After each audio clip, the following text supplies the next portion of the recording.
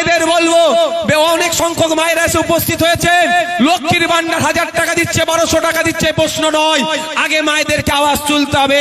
এই কেন্দুয়ায় যে প্রাইমারি স্কুলটা আছে, উপযুক্ত শিক্ষার পরিকাঠামো আনতে হবে, যত ছাত্র আছে তার অনুপাতে শিক্ষা দিতে হবে। মায়েদেরকে আওয়াজ তুলতে হবে।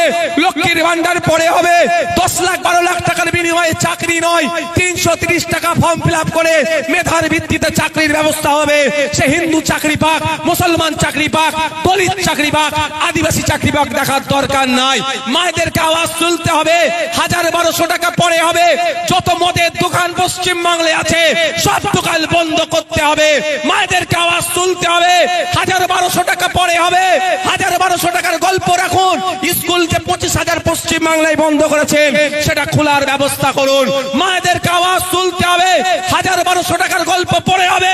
এলাকায় সম্প্রীতি বিনষ্ট করার জন্য শুভেন্দু অধিকারী যেভাবে হিন্দু মুসলমানের বিভেদ লাগানোর জন্য বক্তব্য দিয়ে বেড়াচ্ছে, ওই বেটাটাকে ধরে আগের ছেলের মধ্যে ভরাও। তাই তো নাকি? মা আপনাকে 1000-1200 দিচ্ছে, আপনার ছেলেটা যখন স্কুলে যাচ্ছে মিড ডে মিল খেয়ে বাড়ি চলে আসছে। আমি যদি মিথ্যে কথা বলি, আজকে বাড়িতে যাবেন, যে বাচ্চাগুলো বাড়িতে আছে ক্লাস 4 এর বাচ্চাকে ডাকবেন, অঙ্কের বইটা খুলে দেবেন, অনুশীলন 1 এর 1 নম্বর অনুশীলনের অঙ্কটা করতে দেবেন।